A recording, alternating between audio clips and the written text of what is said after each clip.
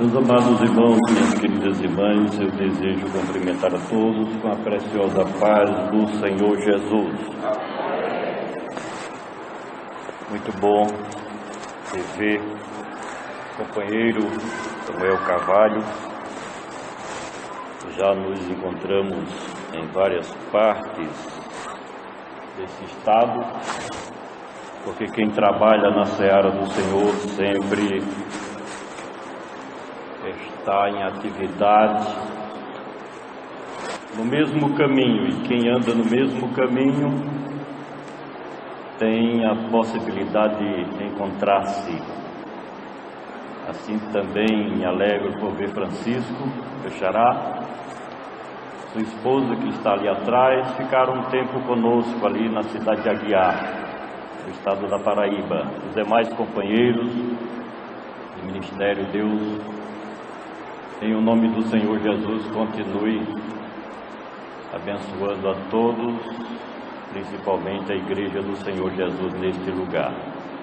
Tivemos algumas vezes quando o templo era no centro, porém aqui, pela primeira vez. Deus abençoe o culto das irmãs. Era para dar procedimento, mas eu agradeço, companheiro, essa possibilidade de nós trazermos essa noite uma reflexão bíblica do Evangelho libertador do Senhor Jesus. Eu digo sempre que sou um evangelista nato, desde que me converti. Há 32 anos que nós temos o prazer, a satisfação, a alegria e o intuito, acima de tudo, de pregar o Evangelho poderoso do Cristo ressurrecto. Ele, somente Ele, que vive e que reina para todos sempre. Quero deixar 3 versículos no Evangelho de João, capítulo 1, versículos 29, 30 e 31. Igreja remida no sangue precioso do Cordeiro de Deus que tira o pecado do mundo. Esse texto é por demais revelador ao tratar de um relacionamento amigável entre 2 companheiros de missão,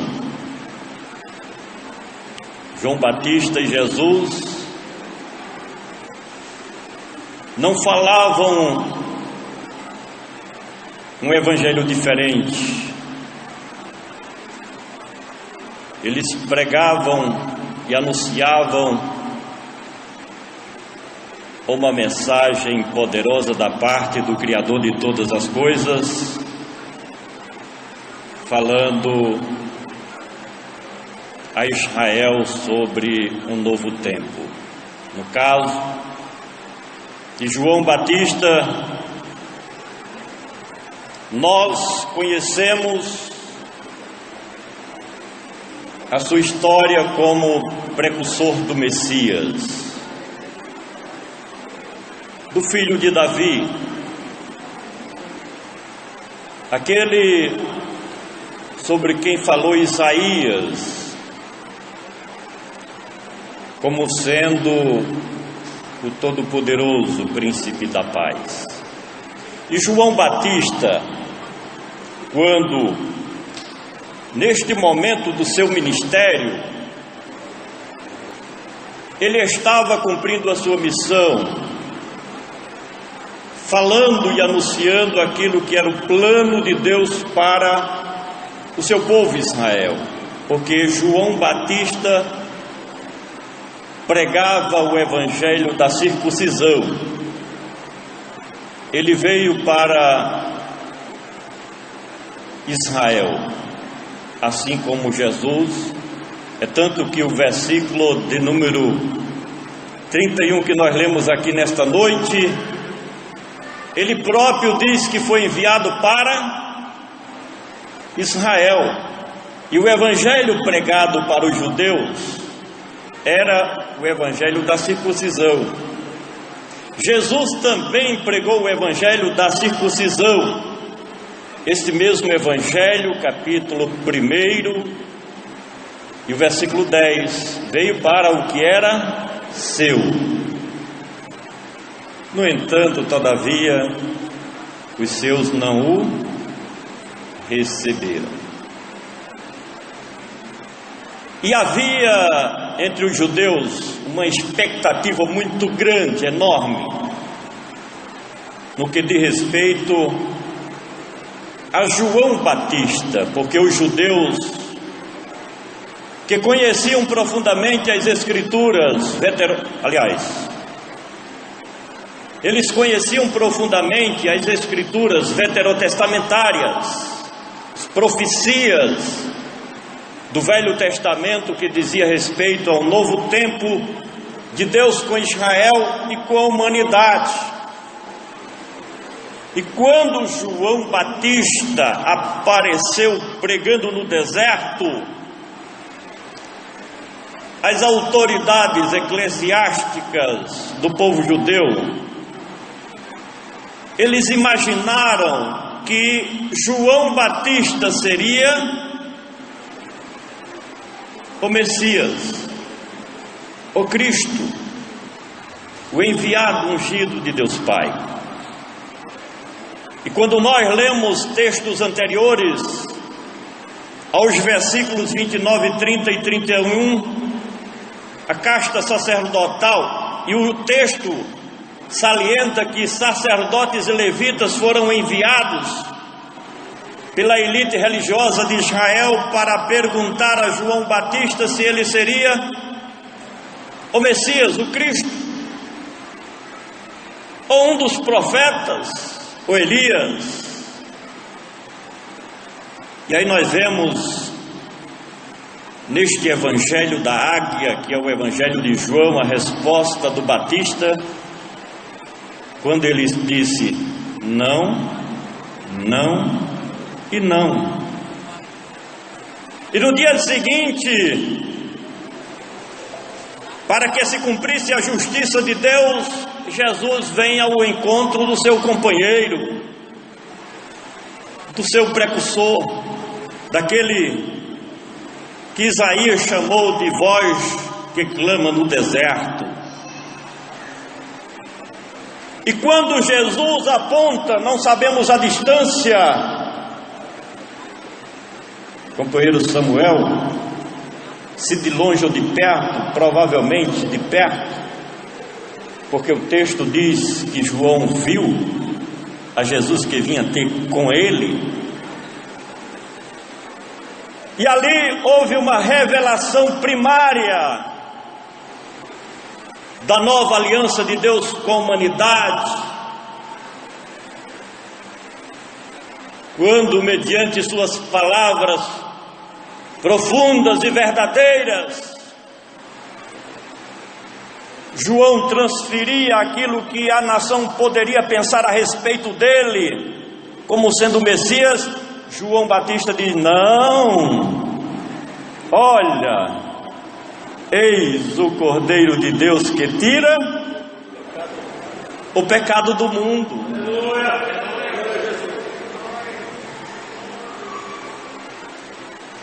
Com estas revelações bíblicas do Novo Testamento, o Espírito Santo apontava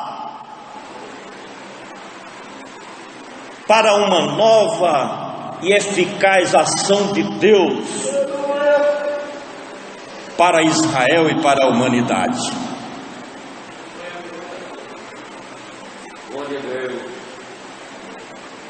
E ele diz, revela, mostra, no versículo de número 30, não dá para expressarmos nesta noite como deveríamos falar no versículo 29, que seria o suficiente,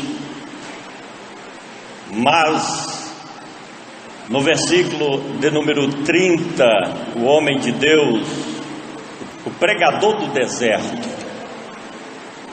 ele falava de Cristo com primazia e afirmava categoricamente, em essência, de que Jesus era antes dele, muito antes. No começo, capítulo 1, nós vemos ali no plural Deus dizendo, através do Espírito Santo, façamos, plural, o homem. E há várias outras referências bíblicas em que apontam para a preexistência deste Cordeiro de Deus que tira o pecado do mundo. João Batista estava falando-nos, introduzindo um novo conceito de que Jesus não passou a existir quando ele nasceu. Conforme Gálatas 4:4, Paulo escrevendo, ele diz assim: vindo a plenitude dos tempos, Deus enviou seu Filho, nascido de mulher, nascido sobre a lei. Mas o Cristo não passou a existir quando ele nasceu da sua mãe, biologicamente falando. Não. Sabe por quê? Porque Cristo é eterno. Cristo é Deus. E Deus é eterno. Isso se refere à eternidade passada, bem como à eternidade futura. O próprio João Batista passou a existir. Haviam inúmeras, ou algumas, repito, existiam algumas profecias a respeito de João Batista, profecias, mas ele passou a existir quando nasceu, assim como nós. Mas Cristo é diferente. Ele sempre existiu. Ele estava no seio do Pai. Ele sempre esteve com o Pai. O versículo de número 1 deste Evangelho diz que ele era o Verbo, e o Verbo estava com Deus, e o Verbo era Deus. Capítulo 1 do Gênesis, ou dos começos, diz que Deus falava e as coisas sistematicamente, automaticamente passavam a existir. E eu presuponho que Cristo, como o Verbo eterno de Deus, ele falava pela boca do Pai e pelo seu poder e o poder da palavra de Deus e de Cristo, as coisas passavam a existir. Mas o interessante, para finalizar e concluir a nossa mensagem nesta noite, é que no versículo de número 31, João Batista afirma que não conhecia, era o precursor, era o representante, era o anunciador do Messias, e ele diz: eu não o conhecia. Isso é interessante, revelador. Sabe por quê, irmãos? Porque existem muitas pessoas que nascem, vivem, morrem e não conhecem a Cristo. Você que está aqui nesta noite, servo de Deus, serva de Deus, você não é melhor que ninguém, mas você é especial diante do coração do Pai. Sabe por quê? Porque o Espírito Santo de Deus te deu a possibilidade, te deu o privilégio de conhecer a este Cristo Todo-Poderoso, que é, que era e que sempre será o Alfa e o Ômega. Talvez a sociedade desta cidade de Itaporanga não te deu o devido valor. talvez os teus vizinhos, conhecidos, ou entre aspas, amigos, não te dê o devido valor que você tem. Eu me aprofundo mais em afirmar que talvez os teus familiares não reconheçam de que você é uma pessoa chamada de Deus, escolhida de Deus. Talvez não reconheça isso, mas você é um privilegiado, porque você conhece Cristo suficiente para ter a esperança, a fé e a confiança de vida eterna. Por isso, não deixe de confiar plenamente neste Cordeiro de Deus que tira o pecado do mundo. Sabe por quê? Porque você não vai entrar nas mansões celestiais por conta das suas boas qualidades. Não, senhor, não, senhora. Você não vai ter o privilégio de participar do arrebatamento da igreja porque é um cidadão de bem. Não, senhor, não, senhora. Você não vai chegar como uma luz na presença de Deus porque é cumpridor dos seus deveres, porque é cumpridor da Constituição brasileira, do Código Civil, do Código Penal e das demais leis deste país, porque é um dever, eu digo, é um dever nosso cumprir todas as nossas obrigações como cidadão de bem. Mas nós vamos chegar como luz na presença de Deus, sabe por quê? Porque este sangue do Cordeiro de Deus tem a suficiência e a eficácia de nos apresentar como salvos e redimidos por esta luz maior, o Verbo de Deus, a raiz de Davi, aquele que é Rei dos reis e Senhor dos senhores. Se tem alguém ainda não convertido aqui nessa noite, se tem alguém nos ouvindo através desse sistema de som, direita, esquerda, frente ou trás da igreja, se você está me ouvindo nesta noite, permita-se ser lavado pelo sangue do Cordeiro de Deus que tira o pecado do mundo, e aí você vai ter também esta mesma bem-aventurança de quando Ele raiar nas nuvens do céu, sermos atraídos pelo seu grande poder e a força gravitacional da terra não nos segurar aqui, porque não pertencemos a esse mundo, mas pertencemos à pátria celestial em Cristo Jesus nosso Senhor.